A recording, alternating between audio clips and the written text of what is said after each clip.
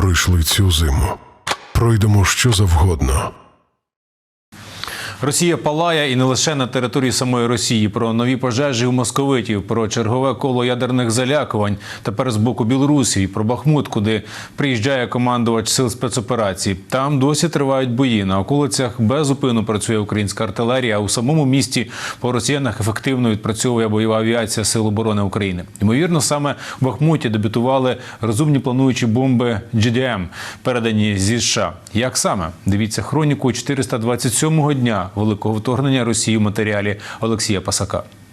Росія палатиме і горить не лише в різних куточках тимчасової федерації, як от у Свердловській Сосві, де понад 5000 московитів залишилися без житла, але й на умовній російській території за кордоном. На Кіпрі, у Нікосії, спалахнув центр так званої науки та культури окупантів. Місцеві пожежники повідомляють, що будівля була у стані ремонту. Самі ж російські пропагандисти стверджують, що на територію центру невідомі добродії пожбурили кілька коктейлів Молотова. Російське майно палає, а кремлівські карлики знову мріють про план підпалу всього світу. Напередодні Медведєв намагався лякати Захід ядерними скрепами, а вже тепер Міноборони Білорусі звітує, що їхні ракетні війська завершили навчання на російських комплексах «Іскандер». І буцімто особливо вивчали використання саме тактичних, так званих спеціальних боєприпасів. У Києві є пояснення новій хвилі ядерної риторики. Секретар РНБО Олексій Данілов наголосив, це вияв безсилля і страху. Що гірше для росіян ситуація на фронті, то ліпше у Кремлі розуміють неминучість поразки та розплати. Поплічники ворога розповідають про посилення іскандерами, а сили оборони України продовжують відпрацьовувати дії у разі будь-яких провокацій на кордоні.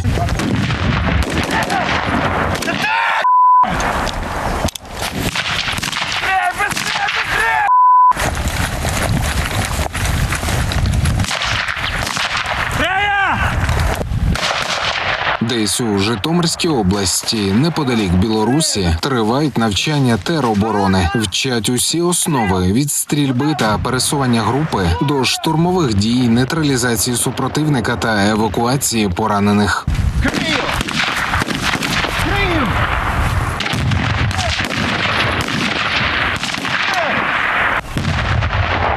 Дане завдання буде прохід групи, знешкодження ворожої техніки противника, штурм, зачистка і відхід, і евакуація 300. Для росіян на полі бою евакуація не передбачена. Минулої доби ЗСУ відмінусували ще понад 6 сотень окупантів, знищили ще 4 танки, 11 бойових броньованих машин, 14 артилерійських систем, 1 систему протиповітряної оборони, нікуди не поїдуть ще 8 одиниць автотехніки та 7 одиниць спецтехніки загарбників. Бахмут стоїть. Британська розвідка каже, що у західній частині міста досі тривають тяжкі бої. До Бахмуту приїжджав командувач сил спеціальних операцій Віктор Хоренко. Спілкувався з бійцями ССО і говорив, що їхня робота – це перевага якості над кількістю. І поки російське міністерство нападу заявляє, що окупанти просуваються у Бахмуті, путінський кухар і ватажок вагнерівців Пригожин укотре істерить протилежне. ВСУ готовы полностью идти и резать фланги. Все рассказы о том, как пресекли попытку входа резервов в Бахмут, это все полная чепуха. Наступление украинцев неизбежно. Нас еще хватит недели на 2-3, пока последний патрон остается в автоматном рожке. Зрештою, не залишиться ані патронів, ані вагнерівців, ані кадрових російських окупантів. І поки місто продовжує розриватися від важких калібрів, на Бахмутському напрямку продовжує працювати українська артилерія. Гармата! Ну от саме на цьому напрямку вони агресивно себе поводять. Агресивно поводять в більшості це технікою артилерії, ну і піхота якби агресивністю не відрізняється, але натиском, напливом, тобто кількістю, масштабністю вона перевищує всі інші напрямки, всі інші зони відповідальності наших підрозділів.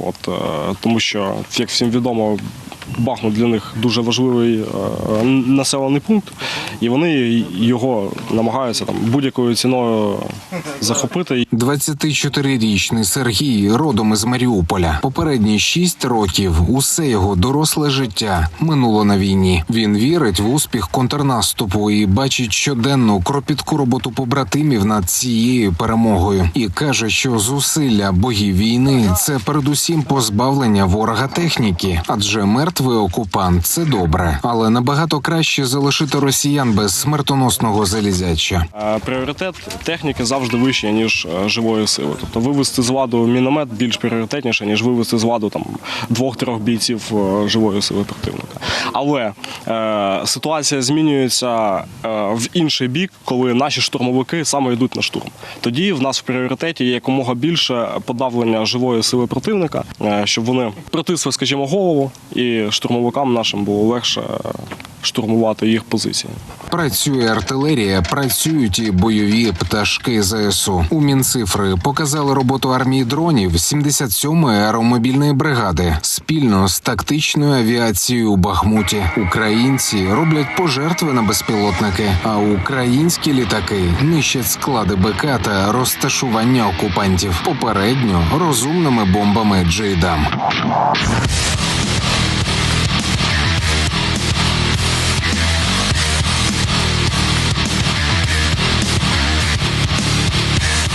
Олексій Пасак, 5 канал.